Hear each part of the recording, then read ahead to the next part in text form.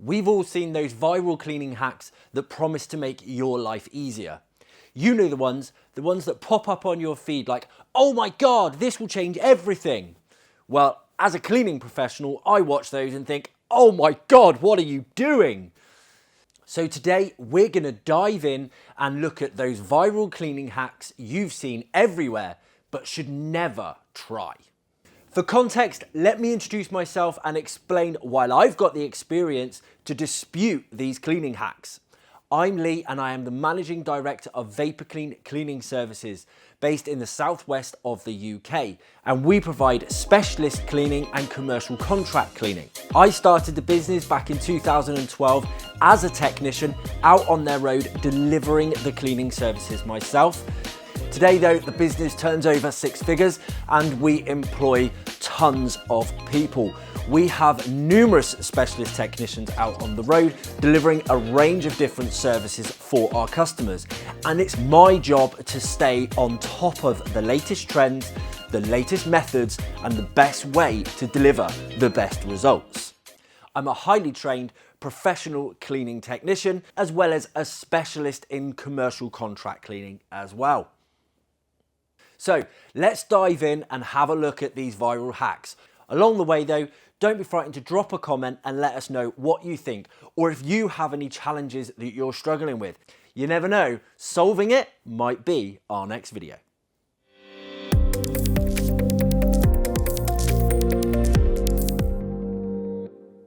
Right, so here's the rundown. Now these cleaning hacks may look genius at first glance, and the videos sure do make it look like they deliver fantastic results. But trust me when I say we are going to dispute them and we are going to tell you why they're a complete waste of time or a disaster waiting to happen.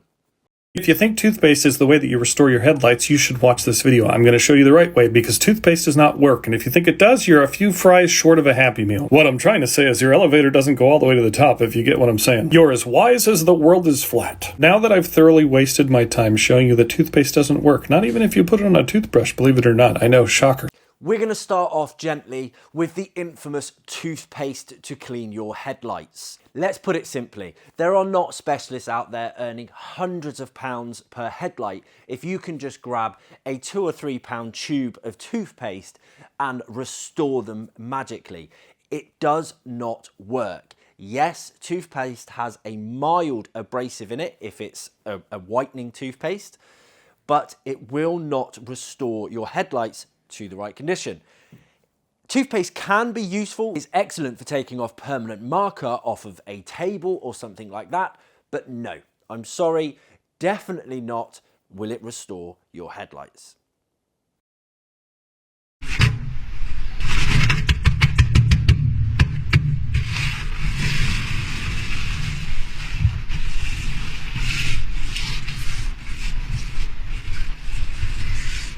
Cleaning your oven with vinegar and baking soda.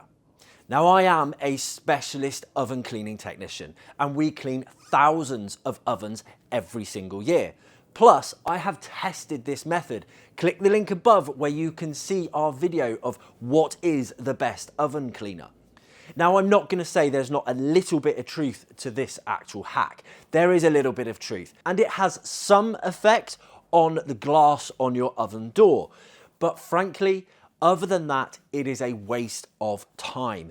In your actual oven, it's not going to break it down. And there are much easier ways to clean your oven. And if you want to find out how, click that subscribe button, check out some of our other videos, because we will show you the best ways to clean your oven if you just simply want to do it yourself. But don't do it with vinegar and baking soda because you're not going to get the result you want.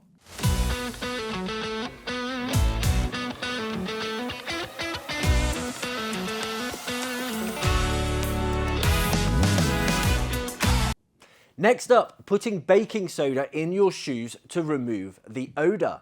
Whilst baking soda actually will absorb some odours, this cleaning hack is not the best idea. Number one, the baking soda will actually clump and it can leave a residue within your shoes. It's not a great method to do. You are much better off using some sort of actual foot odour or maybe some sort of potpourri or something like that that will absorb the smells. Something that is in a pouch rather than the baking powder because it will leave that powdery residue.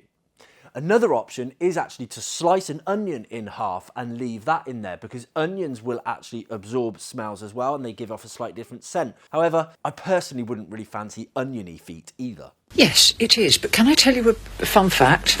It used to work really well, but when your grandfather used to read the newspaper, your fingers would get black. One of the reasons that butlers ironed newspapers wasn't just to make them look nice, but when you ironed a newspaper, you helped to fix the ink into the paper so that anyone reading it wouldn't get black fingers. They've changed the ink now, and when you read a newspaper, you don't get black fingers. But that ink was what made your window so shiny. It was slightly oily, and it put a shine on the windows.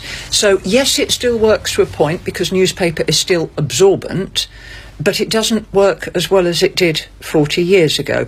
Personally, I would rather use a hot soapy cloth than a squeegee, but you know, whatever suits you and whatever you use is fine. Cleaning your windows with newspaper. It's an age-old trick. So does it actually work? Well, if you're struggling to clean your windows, first of all, click the link above and you can check out our video on the best way to clean your windows. But will the newspaper trick work? The honest truth is, actually, it used to. But paper and inks were different. Nowadays, the inks are different. There's a little bit more oil based in the inks and things like that. So when you go to clean your windows with it, no, it doesn't really work very well. It can leave residue on there, and actually you can get ink transfer that you've then got to try and take off. Avoid that, and frankly, you're better off with a lint-free microfiber cloth and just a little bit of water. But like I said, if you're struggling with your windows, click that link and head over and check out our video on how to clean your windows. Right, we're gonna get serious now, and it is time to dive into the hacks that should be banned from the cleaning world. And frankly, well, they make my blood boil. We should not be using these cleaning hacks.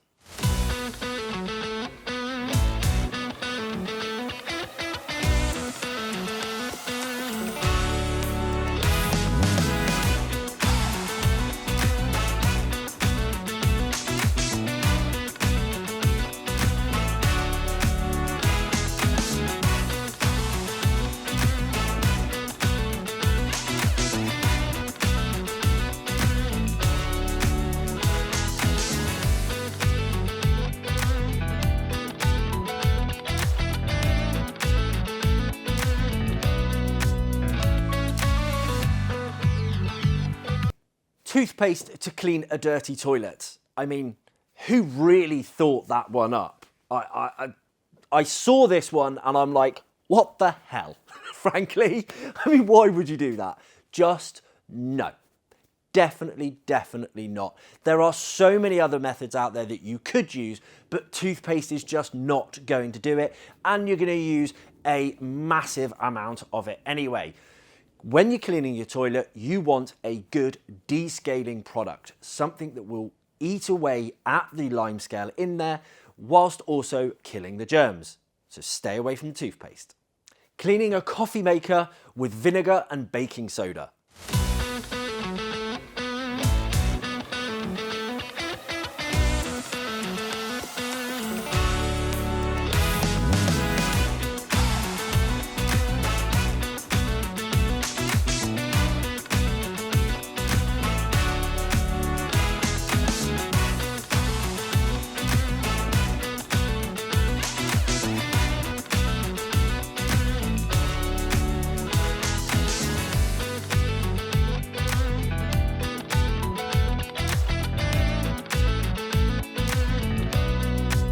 I've got to be honest, you put into Google how to clean, and it doesn't matter what you put on the end, something is going to pop up saying vinegar and baking soda. And yes, don't get me wrong, vinegar and baking soda can deliver some fantastic results. They don't always need to be combined, and when they are, you do get that fizz. But a lot of the time that fizz is just actually visual. It's not really cleaning very well. But should you use it on your coffee maker? Well, the answer is simply no. Number one, the baking soda can actually leave, again, a powdery residue within, and it can also taint the taste of the coffee. And vinegar, I mean, oh my God, Yes, as I say, vinegar is an amazing cleaner. It really is. I can't dispute that. But personally, I hate it because I can't stand the smell. So why would you want to mix something like vinegar in with your coffee? Or at least where you make your coffee. You wouldn't, would you?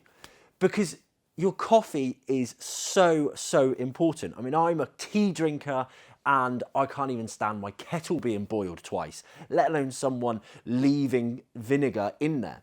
Now that is a trick that works. So if you want to know how to clean your kettle properly, click the link above and check that video out, because that one is a quick and easy cleaning hack.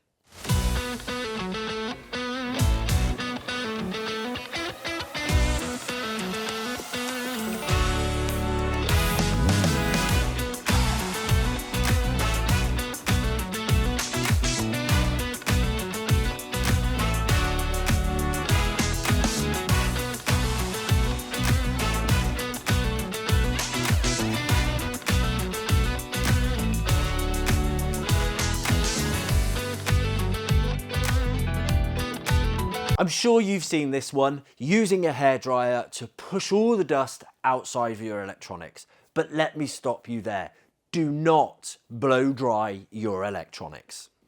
You're not just pushing dust further in, but you might fry some of the components. Compressed air is a better method. You can be more directive with it, get it exactly where it needs to be, rather than just blasting it everywhere. With a hairdryer, you're more likely to cause a meltdown than a clean screen. Today I'm going to show you an effective and natural way to clean your stainless steel sink using baking soda and lemon.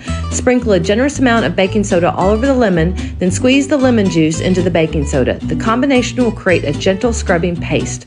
This is a gentle abrasive that will help remove stains and restore shine. After scrubbing for a few minutes, rinse the sink thoroughly with water and you'll be amazed at the difference. Don't forget to throw those lemons down the garbage disposal, leaving it smelling fresh and lemony. Lemon on stainless steel seems like a solid idea, right? Well, it will clean it, and actually it can be a very good method, but it's not the best move for your sink's long-term health. Lemons are very acidic, and the acid from the lemon can cause pitting and dull the stainless steel. There are much better ways to clean stainless steel, even if you have to choose a cleaning solution that is made specifically for stainless steel, because you have to be careful when it comes to acids that you don't eat away. Yes, like I say, maybe for a deep clean, but a daily clean, no, I would avoid that. An iPhone from someone who cleans thousands a day. You're just gonna need two small things. One, straight alcohol, not the stuff you drink, and then a toothbrush. All you have to do is dab a little of the alcohol on, and that is the perfect tool to clean the deep, deep insides of your frame. Using rubbing alcohol to clean your phone screen.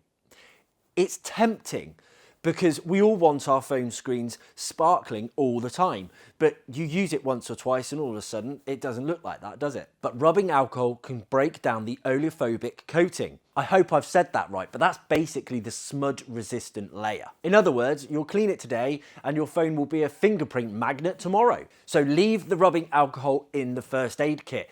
Just simply go for a microfiber cloth. Look, I'm telling you, if there's one thing that you should invest in and be using on a daily basis, it's microfiber cloths. Those things can remove 99.9% of germs just with water. So your phone screen, little bit of water, not too much, make sure the cloth is just slightly damp and wipe it over, job done.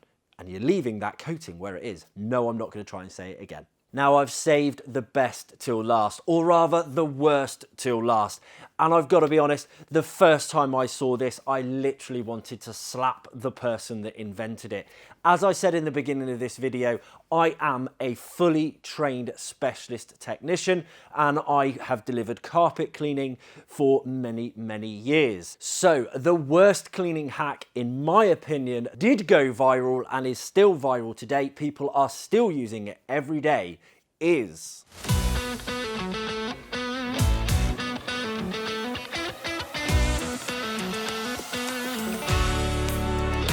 cleaning carpets and upholstery with a tea towel soaked in a washing powder liquid wrapped around a saucepan lid. Now, let me break this down for you. That washing powder is a soap. Obviously, it is made to attract the dirt, so it comes out of your clothes into the water, and then it obviously gets washed away. And then in your washing machine, you rinse that out and it gets washed away as well. However, in your carpets or your upholstery, when you're rubbing that on, you are putting it in there, and yes, the tea towel will attract the dirt. But what happens to the residue you're putting onto that fabric? And that's where the problem lies. You do it once, you will be doing it forever until you have neutralized that solution, that residue that's in your carpets. Let me explain this to you. When we clean carpets as professionals, we have to use two different types of solutions. I'm not going to get too technical here, but we have to use a pre-spray. Now that is the spray that we spray onto the carpets, which does the same thing as the washing powder. It attracts all the dirt together and then it pushes it up to the top of your carpet. That's obviously put in very simple terms. Then the other solution is a neutralizer. Now this goes into our tanks. So when we're extracting and we're using the steam to draw out all that solution, we're also pushing a neutralizer through the carpets, which is stopping the pre-spray from working. Now, if you don't do that, your carpets get very dirty very quickly, which is why a lot of people sometimes say it's not worth having your carpets cleaned because they get dirtier quicker afterwards. That's actually completely incorrect. It usually means whoever's cleaned the carpets either doesn't know their job or they're not investing in the neutralizer to make sure it's removed from your carpets. So please, please, please, please do not use this method. Or if you do, do it with the understanding that you will be doing it repeatedly for many years to come, and it could cause damage to your carpets or your upholstery. So there you have it, the viral cleaning hacks you've seen everywhere but should never ever try. If you want to save yourself from making a mess or causing any damage, just stick to the tried and tested methods. Remember, the secret is there is no secrets. The best way to deliver the best results is putting the effort in and doing it the hard way. Reps and sets. You have to put in the reps and do the sets to make sure that you are cleaning correctly, consistently, to get the results. I hope you found this video useful or at least entertaining, and please do drop us a comment. Let us know what you are struggling with. What video do you want next? If you are struggling with anything, let us know. I struggle with getting the ideas of what you will want to watch. So not only will you be helping me, but you'll be helping yourself as well. So thank you very much for watching, and please do click that subscribe button, turn on the notification bell, and we hope to see you again soon. Thanks again. Bye-bye.